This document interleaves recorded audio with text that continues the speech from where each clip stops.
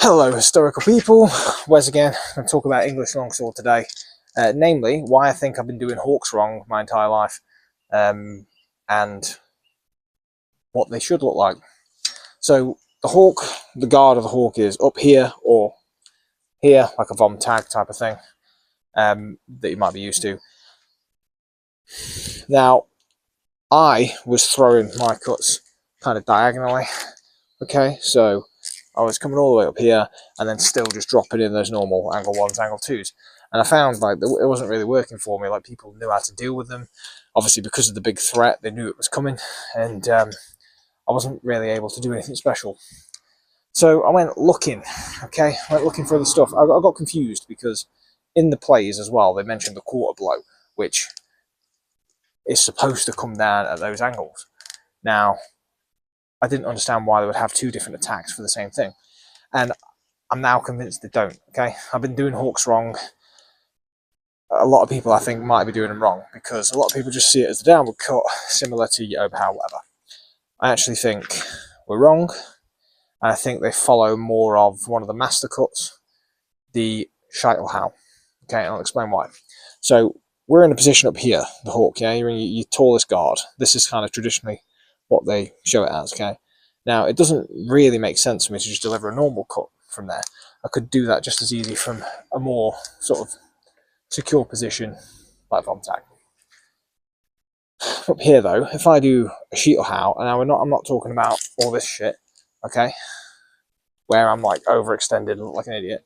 I'm talking just about this. So it comes straight down. My hands stop about shoulder height, so that was actually kind of low. And I'm just sort of delivering it like that. And I'm just aiming to get just on top of the head. Okay.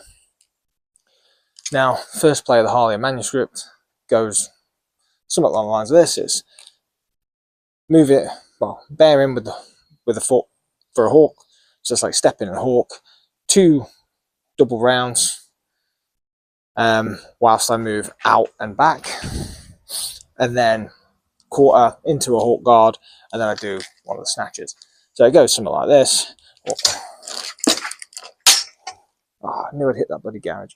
Where am I? Then quarter into my hawk, and then snatch. Okay, so somewhat along the lines of that, apart from they didn't have garages to smash into back then.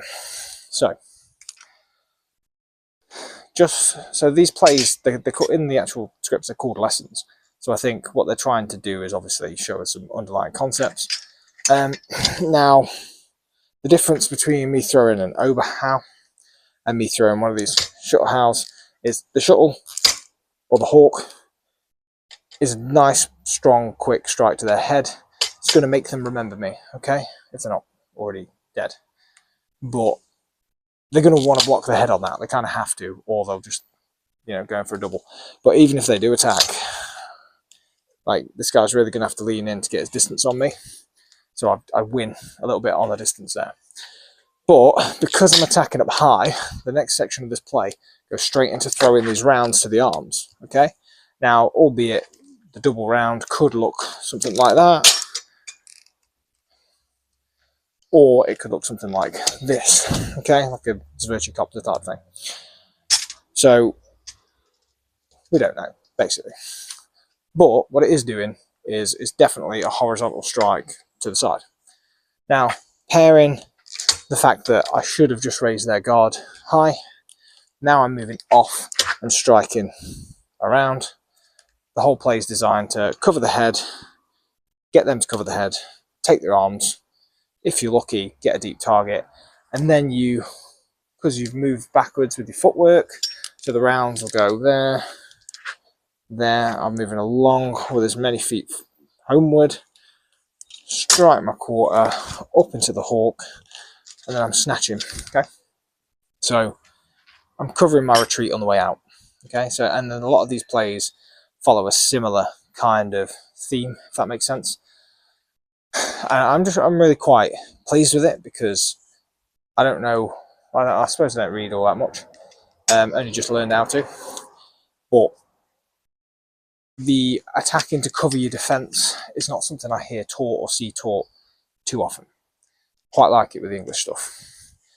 The second play of the Harleyan, you give two Haukes with 2 half Haukes.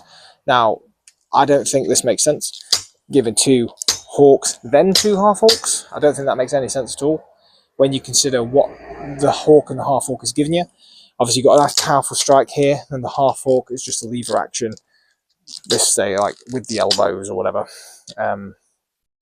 Strike there. So what it actually gives you, if you do a Hauke with a half Hauke, you're doing a nice strong attack with a quick attack. Then, if it's doubled, then there we go. You 4 really quick, quite strong attacks to the head. That's going to really make somebody commit to a high guard. And then again, you're in with your double rounds, you're out. And that's your second play. So I think there's a real emphasis there on forcing them to block high, hitting some stuff on the midsection, and then getting out of there. And yeah, I like it. But yeah, so I think the Haukes are more like the Scheitelhaus, okay? Or at least they definitely lend themselves to being used in that way anyway. So let me know what you think. Hopefully that's been useful, and I will see you in a bit. Bye-bye.